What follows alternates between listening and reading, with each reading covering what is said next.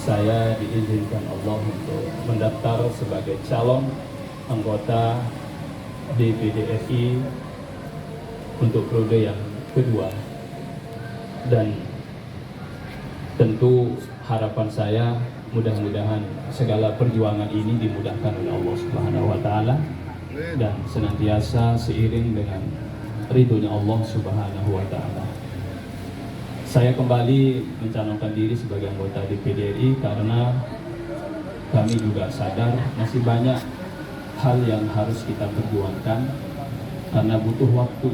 Lebih-lebih kemarin kita mengalami pandemi, tapi kita harus tetap semangat, sehingga kami sepakat dengan tim keluarga, tentu juga atas restu guru saya, untuk melanjutkan perjuangan ini melalui jalur independen, yaitu DPD RI. Dan tentu kami termasuk incumbent.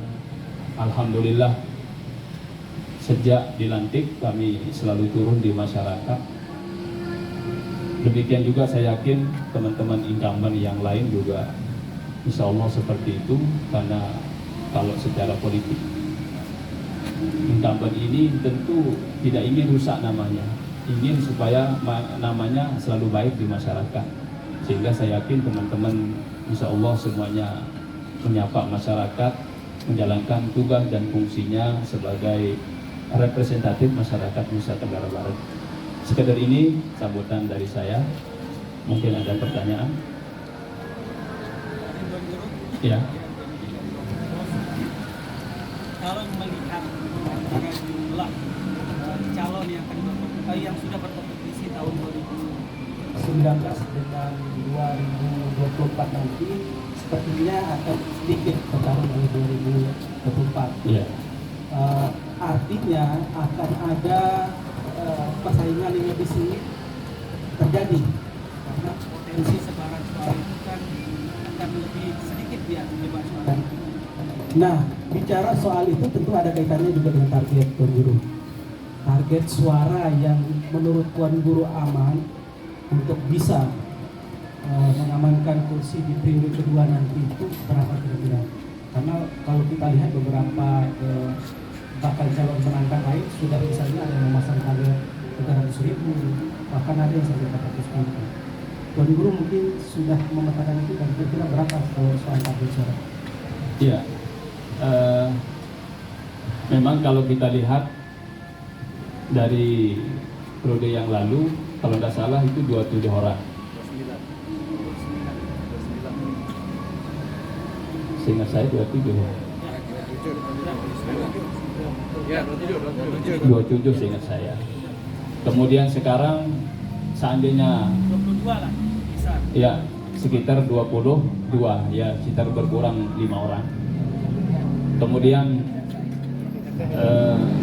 kalau bagi saya cukup mempertahankan suara yang ada, yang kemarin insya Allah itu aman, tapi harus kita tetap berikhtiar semaksimal mungkin.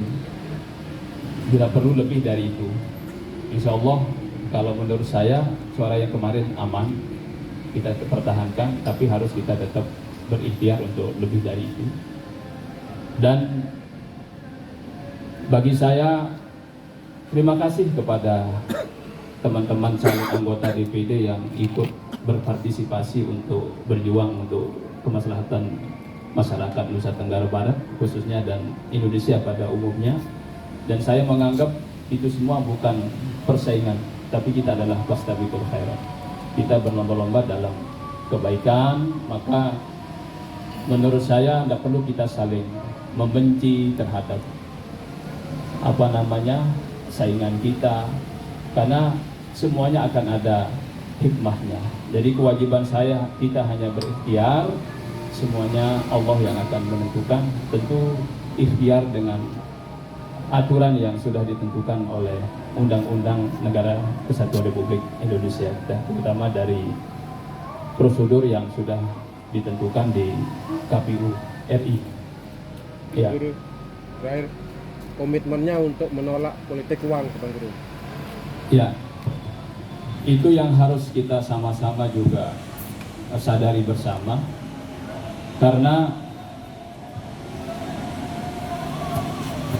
kalau kita mengandalkan atau yang disebut dengan money politik, itu nanti akibatnya sangat terpuruk bagi masyarakat. Sebab itu yang selalu saya katakan, alhamdulillah contoh, ya mungkin ada juga teman-teman yang lain, bukan saya saja. Ya. Saya begitu dilantik karena dulu kita tidak pernah pakai uang. Begitu turun, alhamdulillah langsung kita menyentuh ke masyarakat. Karena kita tidak ada beban. Kita tidak ada beban. Tapi kalau kita punya beban ketika dipilih, itu mungkin lumrah ya. Itu lumrah, artinya berpikir bagaimana supaya modalnya kembali. Sehingga itu akan merugikan masyarakat. Maka sering saya katakan, seandainya kita menganggap si A ini benar, tapi karena kita gara-gara uang misalnya 5.000 atau 10.000 kita beralih pilihan ke yang kita tidak anggap benar secara zahir, itu kan menurut saya dan sudah dipatuakan hukumnya adalah haram. Dan saya yakin kalau seperti itu jabatan kita tidak akan berkah. Tapi kalau kita memilih orang yang memang kita anggap benar, jujur, berjuang betul-betul untuk masyarakat tanpa uang, itu kan nanti akan disentuh. Pasti orang yang amanah ini pasti akan menyapa masyarakat. Lalu nanti akan dikasih manfaat. Misalnya ya bantuan semen 50 sak, itu halal dan berkah daripada dari awal kita terima uang 10.000, kecil lagi uangnya, haram lagi, subhat lagi. Nah ini yang harus kita sama-sama tanamkan, karena kalau kita andalkan uang untuk memilih pemimpin kita, untuk memilih wakil kita, apa jadinya generasi kita ke depan? Ini kan bahaya untuk generasi kita ke depan. Berarti yang memimpin nanti, yang menjadi wakil kita adalah mereka yang punya uang, walaupun moralnya tidak benar. Nah ini yang harus kita sama-sama perjuangkan demi kebaikan generasi kita ke depan. Terima kasih. Cukup ya? Cukup. Ya.